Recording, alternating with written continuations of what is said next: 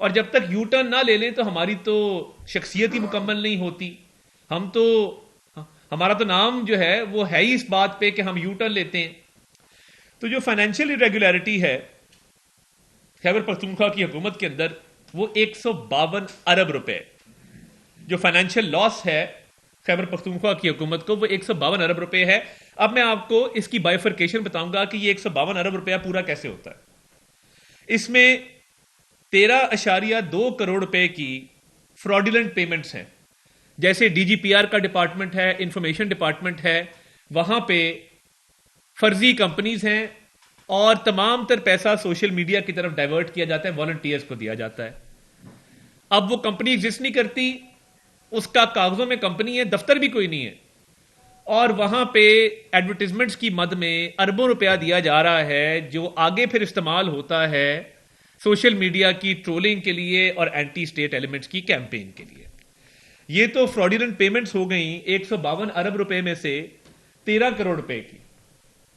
اگلا جو اس کی مد ہے جو مس کلاسیفائڈ ایکسپینڈیچرز ہیں, یعنی پیسے ایلوکیٹ ہوئے صحت کے لیے, استعمال آپ نے کر لیے پیٹرول کے اوپر اور وہ بھی دھرنوں کے دوران چڑھائی کرنے کے لیے, اس کی جو تخمینہ لگایا گیا ہے جو مس کلاسیفائڈ ایکسپینڈیچر ہے, آپ کو ایک مثال دی, یہ 84 ارب روپیہ ہے. تو 152 ارب روپے میں سے 13 کروڑ کی فراڈولنٹ پیمنٹس ہیں اور مس کلاسیفائڈ ایکسپینڈیچر 84 ارب روپے کا ہے. پھر آپ آگے آئیں, اب سسپیشیس ڈسپرسمنٹس ہیں. کئی ایسی مدات ہیں جو ایگزسٹ نہیں کرتی, یعنی سوشل سیکٹرز کے لیے پیسے آئیڈینٹیفائڈ ہیں. اب یہ نہیں پتا وہ سوشل سیکٹر کیا ہے, وہ کسی ہسپتال کو جا رہے ہیں, وہ کسی اسکول کو جا رہے ہیں. اور دیکھیے آپ سب ادھر لاہور میں رہتے ہیں, آپ نے پی کے ایل آئی بھی دیکھا ہے, آپ نے پنجاب انسٹیٹیوٹ آف کارڈیولوجی بھی دیکھا ہے, آپ نے جدید ترین ہسپتال شہدرے سے لے کے مناوا تک, یہ لاہور کی طول و عرض کی میں بات کر رہا ہوں نا, آپ نے یہ ہسپتال دیکھے ہیں, ہمارا روز پالا پڑتا ہے, ہم جاتے ہیں. تو کیا وجہ ہے کہ یہاں پی کے ایل آئی بن گیا اور پشاور کا لیڈی ریڈنگ ہاسپٹل آج بھی بڑی مخدوش حالت کے اندر ہے؟ کیا وجہ ہے؟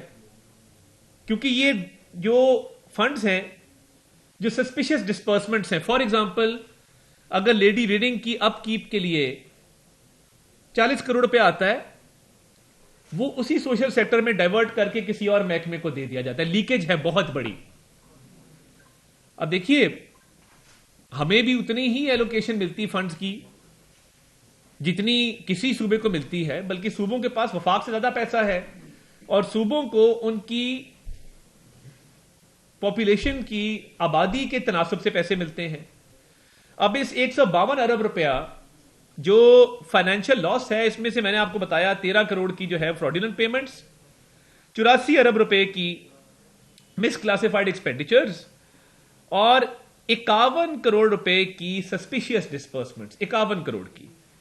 تو یہ وہ میسو فائنینشیل ارریگولیرٹی ہے کیونکہ سنجیدگی نہیں ہے, گورننس پہ فوکس نہیں ہے. دیکھیے سیاست ہم بھی کرتے ہیں, ہم سیاستدان ہیں, مگر اگر میں سارا دن اپنی انفارمیشن منسٹری کو چھوڑ دوں اور میں نے کوئی فائل سائن نہیں کرنی, میں نے کوئی بہتری نہیں لے کے آنی, میں نے پی ٹی وی پہ فوکس نہیں کرنا, میں نے ری ویمپنگ نہیں کرنی, ری اسٹرکچرنگ نہیں کرنی, اور میں نے سارا دن اپنے سیاسی مخالفین کے خلاف پروپیگنڈا کرنا ہے, منصوبہ سازی کرنی ہے, بولنا ہے, تو دیکھیے باتوں سے عوام کا پیٹ نہیں بھرتا. ہم بیٹھے ہیں عوام کے مینڈیٹ سے بیٹھے, تو اللہ تعالیٰ نے ہمیں بٹھایا ہے, ایک کام لینے کے لیے بٹھایا ہے.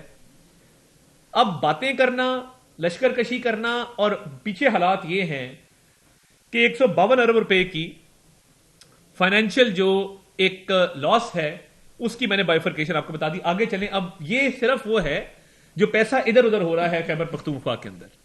Let's move forward. اگلا کیا ہے؟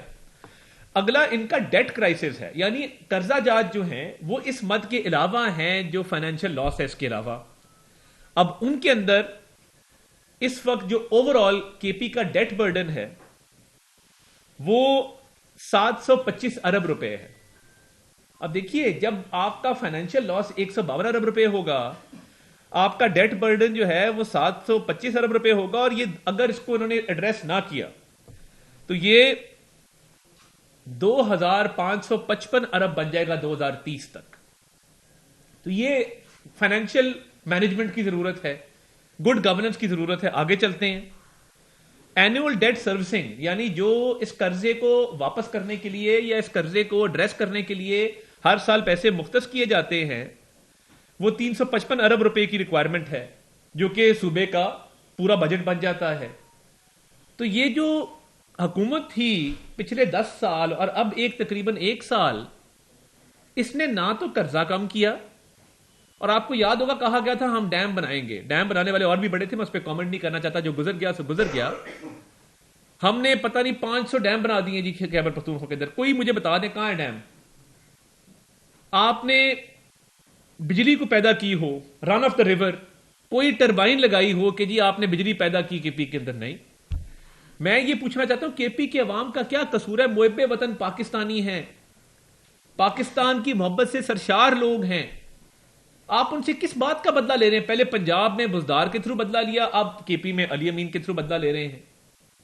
کوئی فائنینشیل مس مینجمنٹ کا نوٹس نہیں ہے، اور یہ قرضہ چڑھا ہے آپ کے دور میں. اللہ کا فضل ہے کہ میاں شہباز شریف صاحب کی حکومت ڈیفالٹ سے اٹھا کے ملک کو لے آئی ہے استحکام سے بھی آگے. ہمارا مقصد تھا ڈیفالٹ سے استحکام، استحکام سے گروتھ.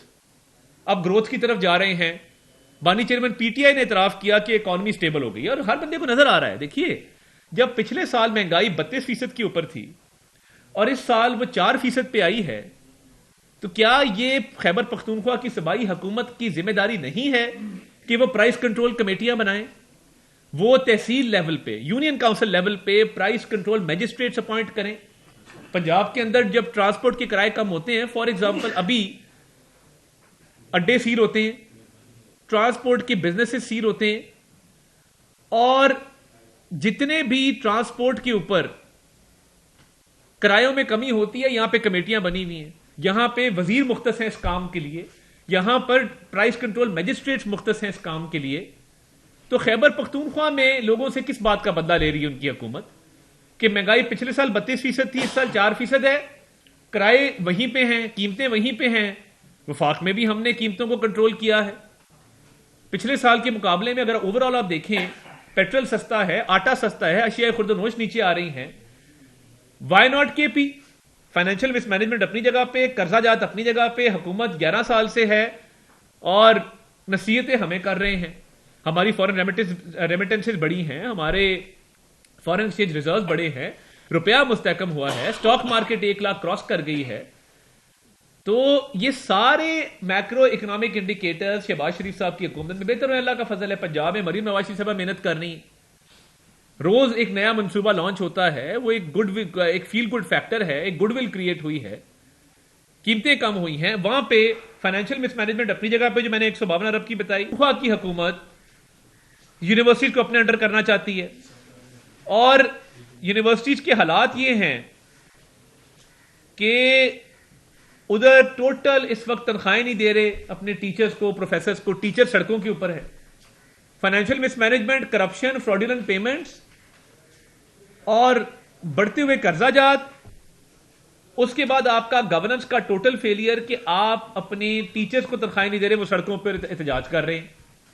ہماری پارٹی کے اندر بات ہوتی، لوگ کہتے ہیں کہ جی ایک مارچ کیا جائے، کے پی حکومت کے خلاف ایک مارچ کیا جائے، بتایا جائے کہ یار ٹیچروں کی تنخواہیں نہیں جا رہی، کرپشن آپ کر رہے ہیں، مس گورننس آپ کی ہے، اسپتال آپ کے بیٹھ گئے ہیں، یونیورسٹیز آپ کی نہیں چل رہی، اور آپ سارا دن باتیں کرتے ہیں. تو یہ لوگ کہتے ہیں ہمیں، مگر ہم تو چاہتے ہیں کہ فہم و تفہیم سے معاملات آگے بڑھے. ہم کوئی ایسا قدم نہ لیں. یہ وائٹ پیپر آپ کے سامنے پلیس کر دیا گیا ہے، اس میں تمام چیزیں آپ خود پڑھ سکتے ہیں کہ کیا کیا مس گورننس کی چیزیں اس میں شامل ہیں. اچھا، پھر انہوں نے ایک ان کا میڈیکل کمپلیکس کا سکینڈل آیا. میڈیکل کمپلیکس کا جو سکینڈل آیا، اس کے اندر انہوں نے نوشہرہ میڈیکل کمپلیکس میں 50 لوگوں کو انلیگل ان کی اپوائنٹمنٹ کی. اب وہ اینٹی کرپشن کے نوٹسز کے باوجود جو ہے وہاں پہ انلیگل اپوائنٹمنٹس ہوئی ہیں. آپ ٹورزم مینجمنٹ دیکھ لیں، ان کا کائٹ کا پروجیکٹ تھا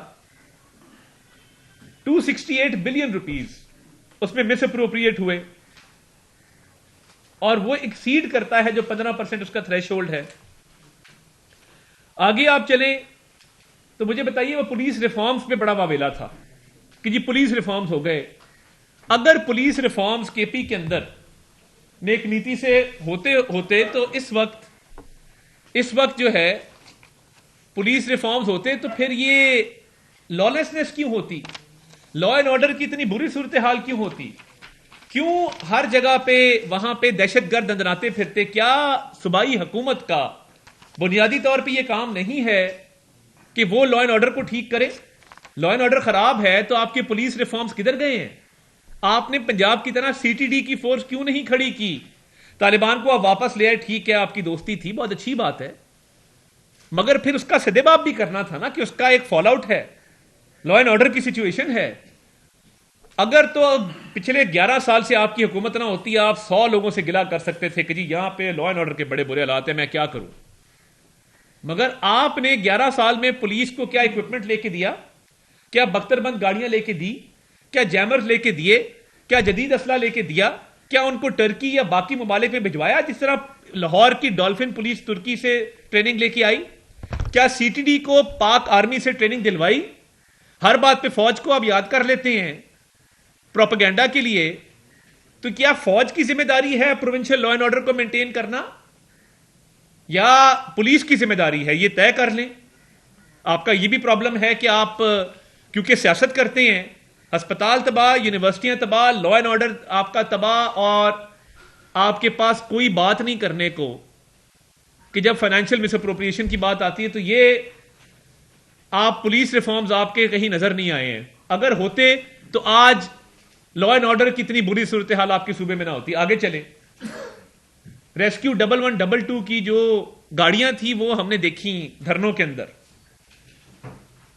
کیا یہ گاڑیاں اس لیے دی گئی ہیں کہ یہ آپ دھرنوں میں اور پروٹیسٹ میں چلائیں اور سیاسی ورکروں کو اس پہ چڑھا کے آپ اسلام آباد لے کے آئیں؟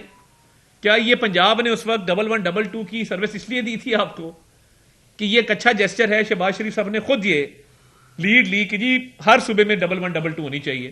اور دیکھیں، یہ مانتا ہوں یہاں پہ بیٹھ کے، میں بالکل اس پہ منافقت جھوٹ نہیں بولوں گا، بالکل ہمارا یہ وتیرہ نہیں ہے، یہ پرویز الہی صاحب کا ایک اچھا پروجیکٹ تھا، لیٹس ایڈمٹ دیٹ، اس کو ایڈمٹ کریں۔